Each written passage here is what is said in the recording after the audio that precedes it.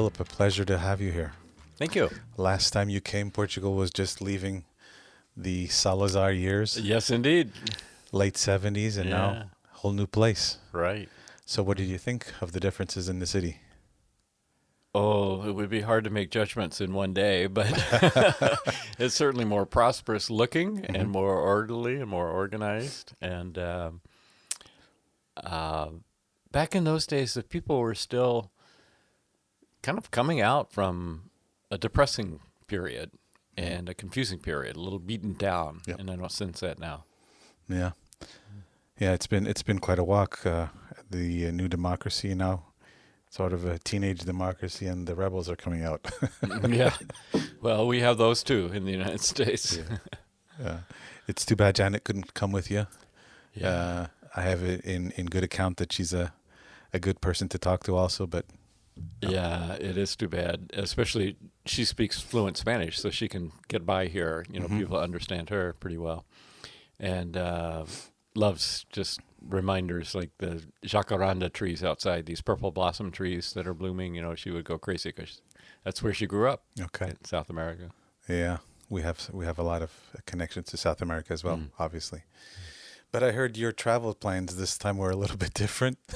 Coming to Portugal was an adventure. They were. Of course, there are different restrictions with COVID, and I got a viral test that I thought was the proper test. When I got to the airport, they said, well, that's the proper test for Germany, but not Portugal. And you have to go down, and you've got 20 minutes, and you can pay $250, and they'll do a fast test.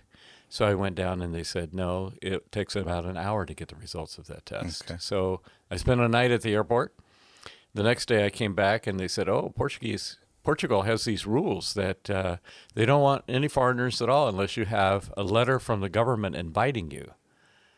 Well, I called over here, and they scrambled like crazy, and finally got somebody in the Portuguese embassy in Washington, D.C., which was closing. He just happened to pick up the telephone, and the good man wrote a letter on the spot, sent it on his letterhead, and just in the nick of time. Again, I had about 20 minutes left to get on the plane. The letter came through. They let me out, and I ended up here, and my suitcase came as well. So I spent an unexpected night at the airport and lost one day that I could have been in Lisbon, but I got here anyway. And you got here and they put you to work. They did right away that night. Yeah, well, it's great to have you here. And you're going to be with us. You've been these days with Teen Challenge, Europe Teen Challenge, ministering to them. How's that been? Well, of course, it's a little odd with the Zoom calls Zoom, yeah. because there's a scattering of maybe a dozen people that I'm talking to. But then I look behind me, and this morning, for example, there were 33 countries represented, Wow. maybe 170 different connections. But they're invisible. The phrase that is the theme of the conference is the unseen God. Well, we've got the unseen audience as well. You just take by faith that they're out there. And fortunately, there are some good people on the staff that I can see. If something's funny, a few of them will laugh, and that's encouraging. You need that as a speaker, but the rest of it I have to take by faith. Yeah, so it's a good illustration of how things sometimes work in the spiritual realm as well. Exactly. And you've written quite a bit about that, and we'll get to that in a second. But this weekend or Saturday, you're going to be speaking in the Reflectir, the Reflect, Right. about shadows. Light in the midst of darkness, yes. It's been a difficult year. It's the kind of year that 20 years from now, people are going to say, I remember 2020. Yeah. It was a hard time. It was a fearful time. There was a lot of suffering, a lot of pain. And I'm trying to address that directly. Can there be light in the middle of the kind of darkness that we've gone through and in many cases are still going through? That is an important lesson about suffering that I've learned, that the Bible doesn't promise that pain will be removed, but it does promise that it can be redeemed, that something good can come out of it. There's a phrase that I came across in a writer named Dallas Willard who said, for those who love God, nothing irredeemable can happen to you. Nothing can happen to you that God cannot somehow redeem and bring good out of it. And of course, that's what Paul said in Romans 8. He said, no matter what happens, God can somehow work it for your good. He doesn't say only good things will happen. That's right. Many bad things happen. But they can be used. They can be tools of developing us, so that surveys I've seen, about 80% of the people who are asked, when was the time you grew most spiritually? It was a hard time. It was a difficult time. It was a year like 2020. And years from now, people will be saying that, I think. And we, at least in Portugal, we got used to hearing a lot of prosperity voices. I don't know the American reality, but sort of like, if you're a Christian, because you're a Christian, you're sort of like the blessed one, the special one. So everything's going to be easy, everything's going to be good, you'll be healthy, you'll prosper. But that's not really what the gospel offers us. No, it's not. And I've actually, a lot of that comes from America.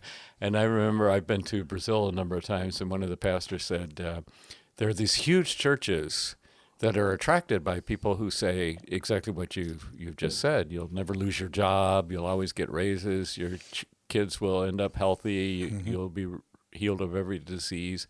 But what they don't talk about is the back door of that church. You can get people coming in the front door with that kind of prosperity message, but when life doesn't work out, where do you go? Yeah, and I, from my experience, I would say about the same number of Christians get sick as non-Christians. Somebody should do a survey of COVID patients, you know, and this one I'm sure of. Exactly the same percentage of Christians die as non-Christians, 100%. And if the prosperity gospel was really true, that wouldn't be true. So we live on a fallen planet. We have promises that God will restore it and change it back to the original design. But right now, it's under a different reign. It's under a reign of evil, and that includes suffering and it includes disappointment. And we are given tools as to how to live and let God redeem that suffering and turn it into something useful. But I see no promises that, the Apostle Paul himself, he talked about this thorn in the flesh. He didn't define what it was, but he seemed to be used to getting his prayers answered, because he said, I prayed 3 times for it to be taken away. A little irritated. And then he learned, no, that was the point. The point is, I tend to be kind of self-sufficient and maybe a little arrogant. And what I learned through this experience is that it's not my strength that God is using, it's my weakness. And God can use even my weakness, and out of that, demonstrate God's own strength.